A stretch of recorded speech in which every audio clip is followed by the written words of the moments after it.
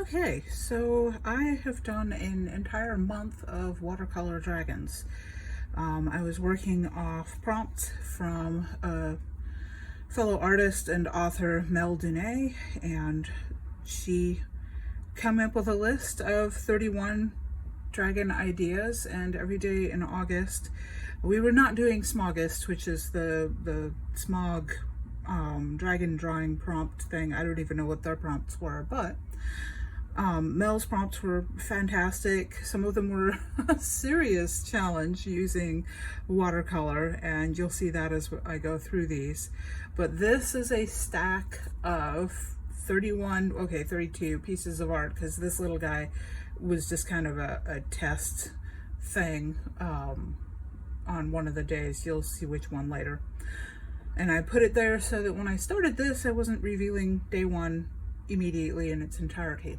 Anyhow, I'm gonna zip through these because I really don't want this to be a long video, but I have prepped some of them already for, they'll all be on display at PCon in Dallas this September, and that is probably the closest thing I will ever have in my life to a gallery show. So I was like, I'm gonna have fun. So all of these will be in sleeves, at least on the at the show. Most of them will be available for sale. At least one is already sold, and yeah, it should be fun. It'll be really great to see a whole bunch of my art in one place, which is like weird and wonderful. But so the first day was an unborn dragon, and the challenge here was trying to do a dragon in the egg so that it looked like the eggshell was translucent. And I also decided I wanted to do this with metallics, and I'm hoping that they're showing up well enough on the video because it really came out cool. I was very happy with it. So this is the unborn dragon to begin with. And then the second day was a dragon's underwater castle. And this again I was playing with wet on wet and metallics and just really kind of having fun with watercolor and inks. So all of these will be just watercolor and inks, like this one, which is Dragon Eating Stars. And I was again I've got these metallics, either inks or paints, that you'll see appear throughout. The spatter for the stars is something that you'll see me do again because it's so much fun. This one's super popular with everyone, and I've already been asked to make prints of it, and this is Pocket Protector. So it's a little dragon in the pocket, and I wore pocket protectors like this with my lab coat, so this is kind of like little dragon in a lab coat pocket. Dragon Shadow Puppet. And the challenge here was to make it look realistic of the little iguana lizard projecting the dragon. And so it was kind of fun to do that, and a little tricky, but I think I've got the perspective solidly enough to make it plausible. This one, on the other hand, is just fun because it was much more cartoony, and being able to do mechanical dragon parts, like it's disassembled and being moved to where it's going to be set up by the little Tomty there. And now we get into the pile of stuff I haven't gotten to as far as making it all pretty.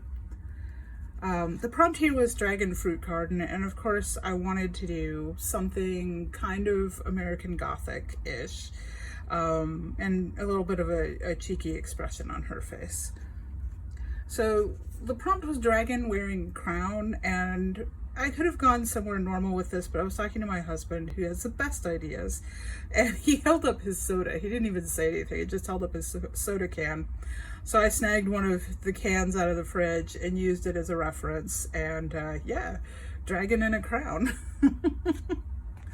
I was not happy with how this came out. I'm still like, can't decide if I like it, but this is an ice sculpture dragon. And I basically just went nuts with the splatter on it because the very eel-like structure was not what I usually do for dragons. Dragon Tea Ceremony, which came out really nicely. It's very tiny. I actually want to do it again. I'm not terribly good at humans, but I got close on this. So I'm not going to make this all about critiquing myself, because I am actually very happy with what I accomplished this month. And for this one, which was Dragon in a Neon Cityscape, was a challenge because neon colors and watercolors are kind of not really, it's difficult. But I love how vibrant and colorful this came out, and again with the metallics for the windows.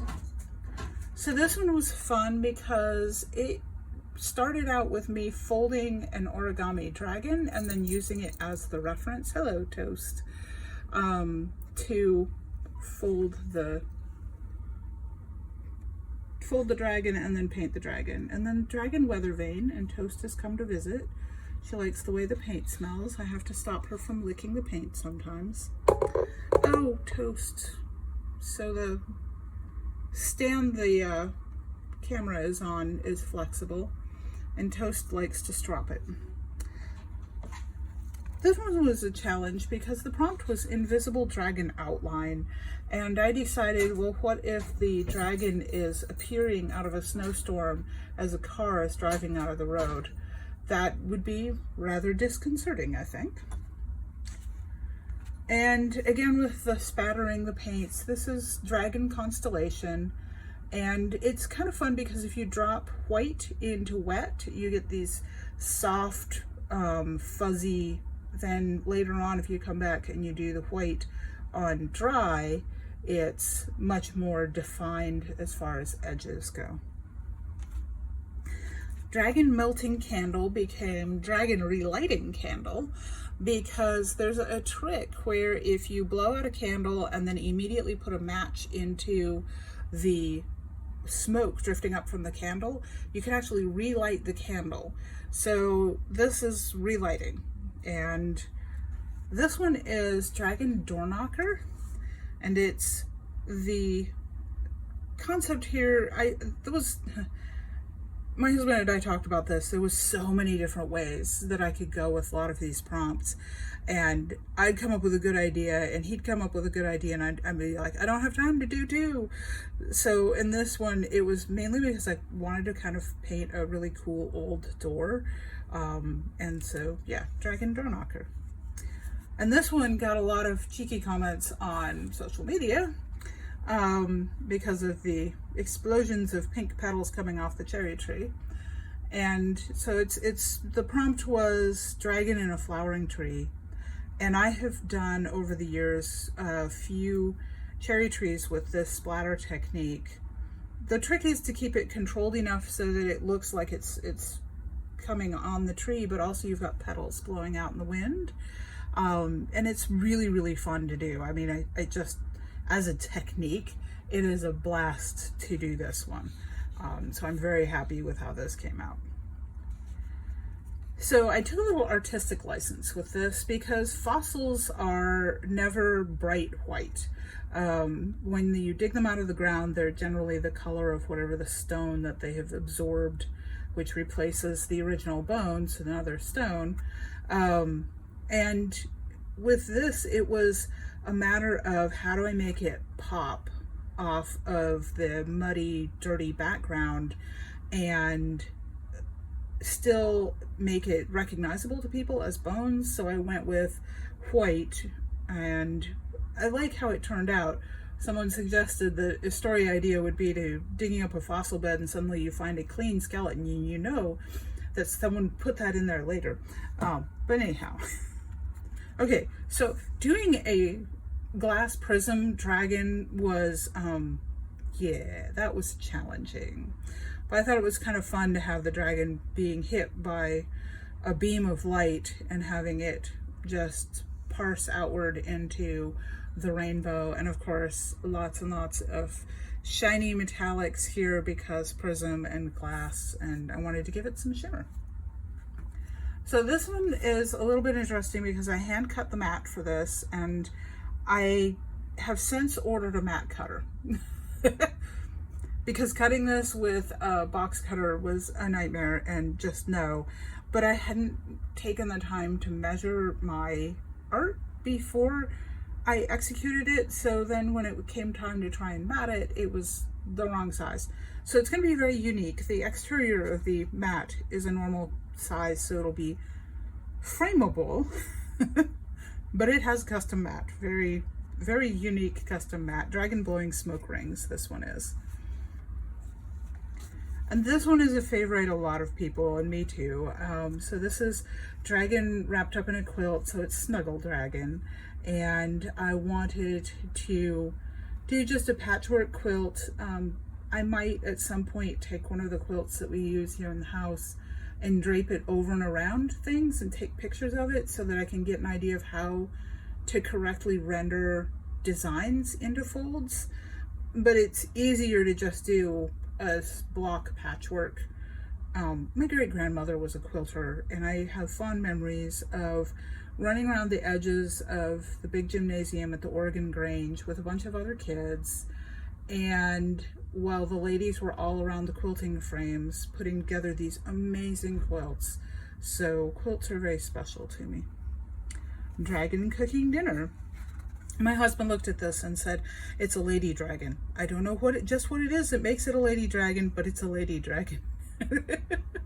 Somebody else wanted to know why she's using a stove when she could just use her fire, and that's because the stove is a lot more controlled.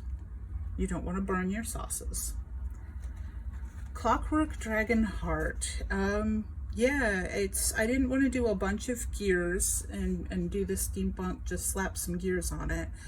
I wanted to have, again, with the metallics and the shimmers and just wires and connectors, and I liked how this one turned out. I'm very happy with this. And you'll also see the little bit of faint pencil lining in there. That's me trying to make sure that this is mattable, not make my same mistake twice. So this one was fun because the prompt was dragon musical notes, and I took that literally. And for those of you that don't read music, that is Twinkle Twinkle Little Star. Because. So this was on paper that buckled, and I will mat it and put it on display, but I may not put it up for sale because it's just not, it's not flat. But the prompt was dragon mural, and I wanted to do dragons on the walls of these lovely old brick buildings. You see these brick buildings like this here in Texas a lot, although this is probably more like Colorado with mountains, because you don't get mountains like that in Texas. And dragon wearing glasses. So this was a reading dragon, and I wanted to make it reading glasses so you can see as he's looking over and at you over the glasses rather than through the glasses. So it was just kind of, these are always so fun to do because I've gotten to the point now after doing dragons all month that I can kind of do them in my sleep, and I've gotten to the point now where I can actually do variations on dragons much better than I was before. So here, a very different dragon. This was Cloud Shapeshifting Dragon, and I really wanted to do justice to the clouds and the colors and add the little boy in there. So I'm very pleased with the nice warm tones, how that blended up.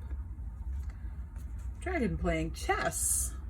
I'm not sure who's gonna win there, Mr. Kitty or Mr. Dragon. Okay, now this one was a serious challenge. This was holographic dragon projection, and I'm like, how do you paint a holograph in watercolor?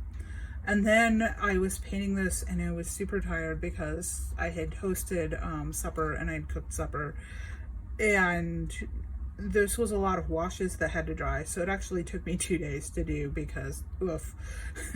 But it's cool looking. I'm not sure it looks holographic, but it's very glowy. And the finale is Dragon Family Portrait. And I wanted to do bright colors on mom and dad, and then have the baby dragons all be more like muted blended colors of them, but a little bit different eye colors, matching either mom or dad. And this was today's work, and this was fun, and I'm glad it's over, but I'm also sad it's over. This upcoming month, my daily art will be botanical art. I'm probably not going to be quite so ambitious with every day's being a full-on rendered painting. I will not be that ambitious this coming month. The next time I will be this ambitious will be for October, and the fans will generate words for me to create the word deck for my October prompts. But October will be no ink, so it'll all be digital. And yeah, but this was all watercolor and ink, all physical art, so that I could create a display for PCon. I'm really looking forward to seeing how they look, and I will be putting up photos somewhere once I set up the complete display and from the con. And yeah, anything that I don't sell at the con will definitely be putting up on my website for sale. Okay, there's probably a few of these that I'm not going to put up for sale because I'm just not happy with the quality. But overall, for doing 31 days of dragons, I am quite happy with the fact that I managed to get this all done. And I will post more art soon.